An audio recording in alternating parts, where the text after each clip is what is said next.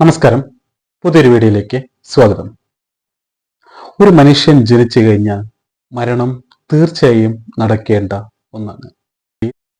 ജനിച്ചു കഴിഞ്ഞാൽ മരണം എന്തായാലും സംഭവിക്കണം. അത് ഏത് വയസ്സിൽ എപ്പോൾ വേണമെങ്കിൽ എങ്ങനെ വേണമെങ്കിലും സംഭവിക്കാം. 3 കൊല്ലം മുമ്പ് ഒരു കർക്കിടക മാസത്തിൽ എൻ്റെ മനസ്സിൽ രാത്രികളിൽ ഇങ്ങനെ ചില ദുസ്വപ്നങ്ങൾ കാണാറുണ്ടായിരുന്നു. എല്ലാ സ്വപ്നങ്ങളിലും കണ്ടുകൊണ്ടിരിക്കുന്നത് മൊത്തം മരണമായിരുന്നു.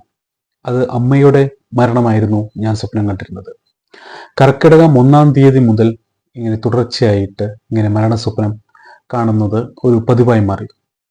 അങ്ങനെ ഒരു ദിവസം, ഒരു ബുധനാഴ്ച, ജൂലൈ 20-ാം തീയതി വൈകിട്ട് ഏകദേശം 3:30 അന്ന് കുറച്ച് മഴ ചാറലെല്ലാം ഉണ്ടായിരുന്നു. ഞാൻ ഏകദേശം പുറത്തു പോയിരുന്ന സമയത്താണ് എനിക്ക് യാദൃശ്ചികമായിട്ട് വീട്ടിൽ നിന്ന് ഒരു കോൾ വന്നതും ശ്വാസമില്ലാതെ അച്ഛനെ ആശുപത്രിയിൽ കൊണ്ടുപോയി.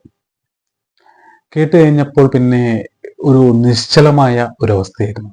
എന്ത് ചെയ്യണമെന്നോ എന്ത് പറയണമെന്നോ അറിയാത്ത ഒരവസ്ഥയായിരുന്നു.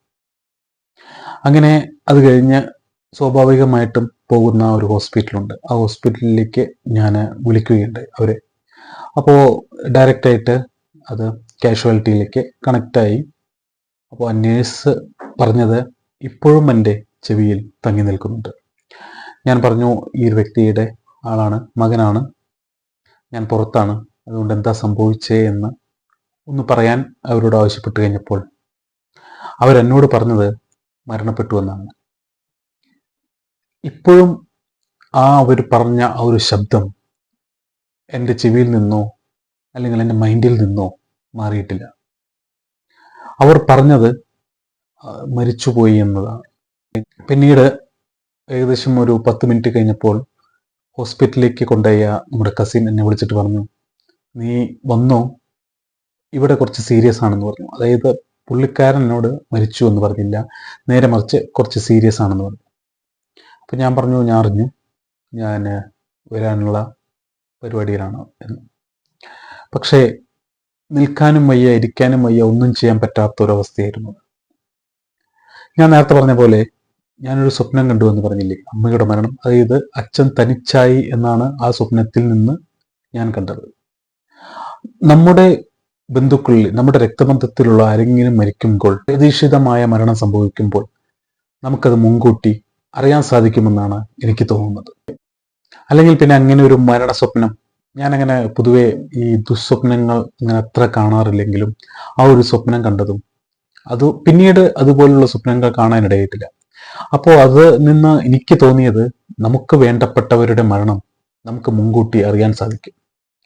പെട്ടെന്നുണ്ടായ ഒരു മരണമായിരുന്നു അത്. അല്ലാണ്ട് കുറെ കിടന്നിട്ട് മരണത്തെ കാത്തിരിക്കുക അങ്ങനെ ഉണ്ടായ സംഭവമില്ല. പെട്ടെന്നുണ്ടായ ഒരു മരണമായിരുന്നു.